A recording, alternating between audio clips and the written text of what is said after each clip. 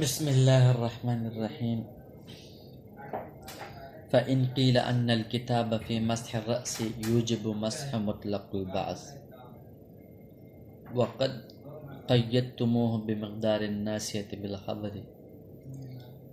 احناف پر دو زبردست اشکال ہوتے ہیں،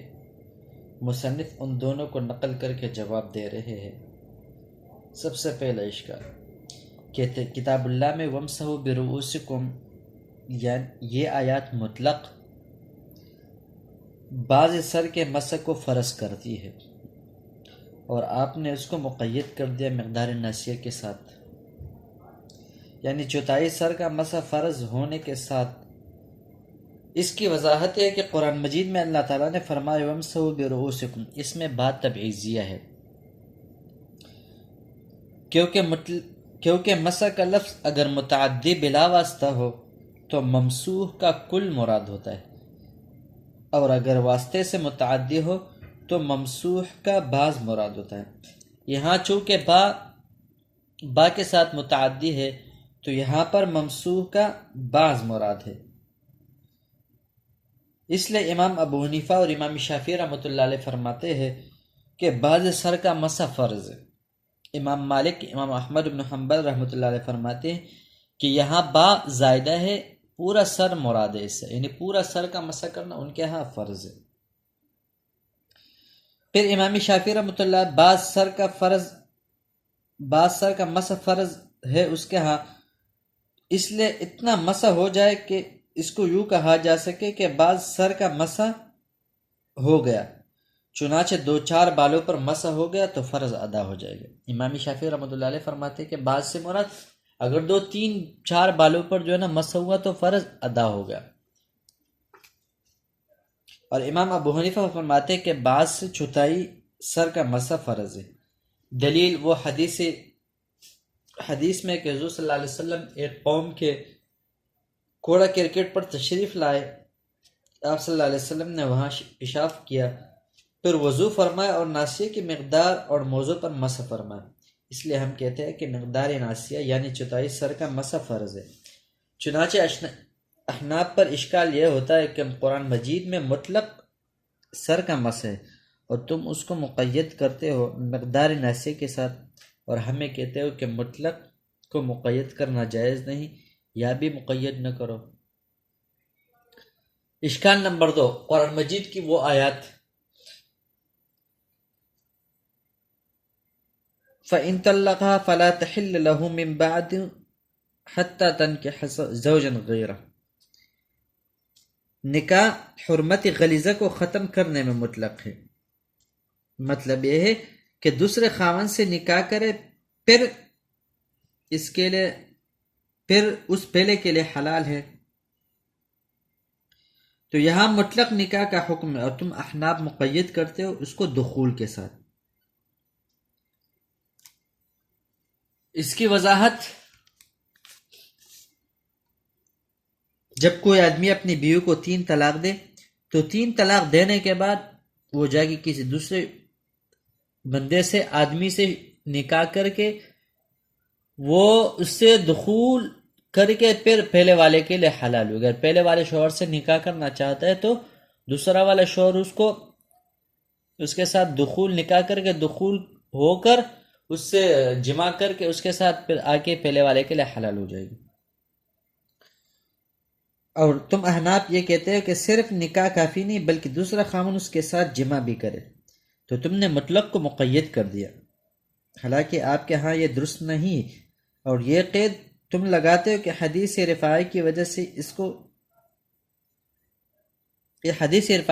سے اس طرح کرتے۔ تو ہم قلنا ان الکتابہ سے امام مصنف نے پہلے اعتراض کا جواب دیا۔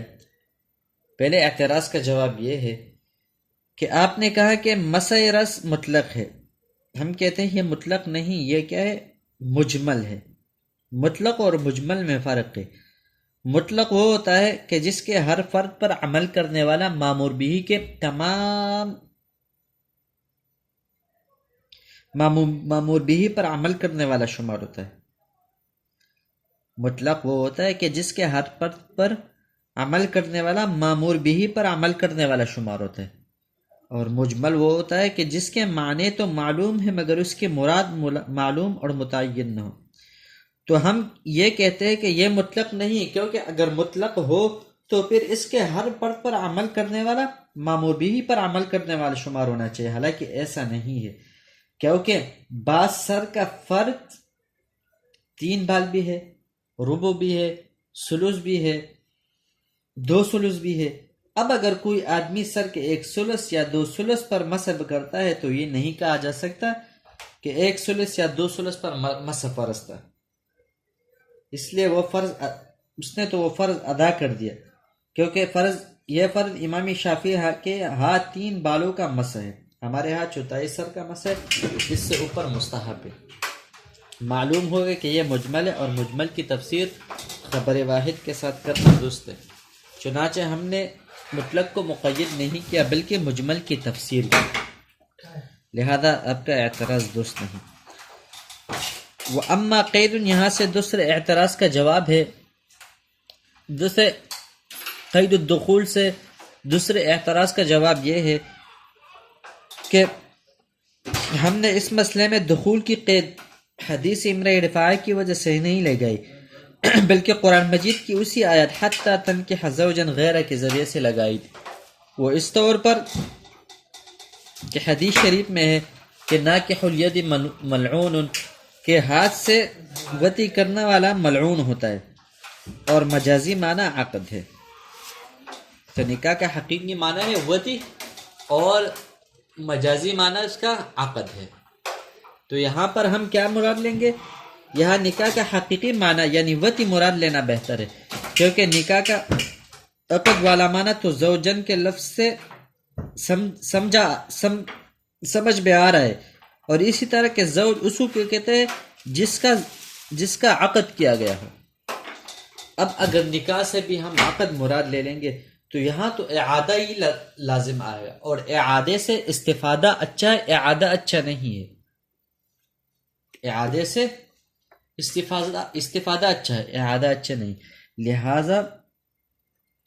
اس صورت میں جب وطی کرنے والا معنی مراد لیں گے تو آیات کا مطلب بھی یہاں بالکل واضح ہو جائے گا۔